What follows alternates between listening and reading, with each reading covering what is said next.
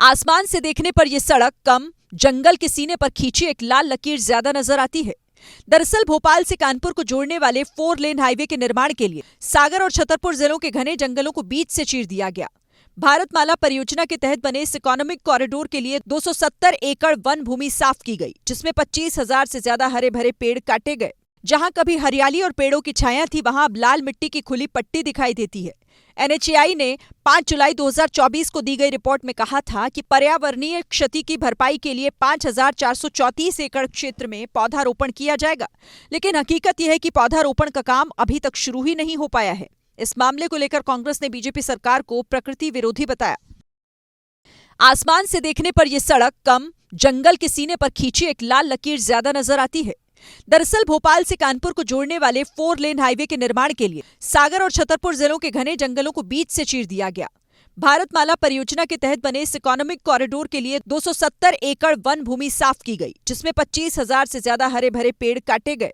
जहां कभी हरियाली और पेड़ों की छाया थी, वहां अब लाल मिट्टी की खुली पट्टी दिखाई देती है।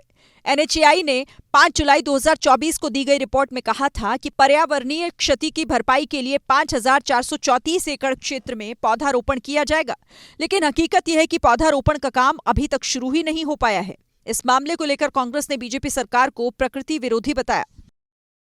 आसमान से देखने पर यह सड़क कम, जंगल के सीने पर खींची एक लाल लकीर ज्यादा नजर आती है। दरअसल भोपाल से कानपुर को जोड़ने वाले 4 लेन हाईवे के निर्माण के लिए सागर और छतरपुर जिलों के घने जंगलों को बीच से चीर दिया गया।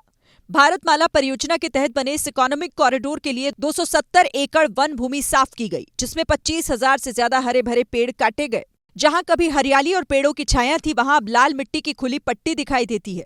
NHAI ने 5 जुलाई 2024 को दी गई रिपोर्ट में कहा था कि पर्यावरणीय क्षति की भरपाई के लिए 5,434 एकड़ क्षेत्र में पौधारोपण किया जाएगा, लेकिन हकीकत यह है कि पौधारोपण का काम अभी तक शुरू ही नहीं हो पाया है। इस मामले को लेकर कांग्रेस ने बीजेपी सरकार को प्रकृति विरोधी बताया। आसमान से देखने पर यह सड़क कम, जंगल के सीने पर खींची एक लाल लकीर ज्यादा नजर आती है। दरअसल भोपाल से कानपुर को जोड़ने वाले 4 लेन हाईवे के निर्माण के लिए सागर और छतरपुर जिलों के घने जंगलों को बीच से चीर दिया गया। भारतमाला परियोजना के तहत बने इस इकोनॉमिक कॉरिडोर के लिए 270 एकड़ वन भूमि साफ की गई, जिसमें 25,000 से ज्यादा हरे भरे पेड़ काटे गए। जहां कभी हरियाली और पेड़ों की छाया थी, वहां अब लाल मिट्टी की खुली पट्टी दिखाई देती है।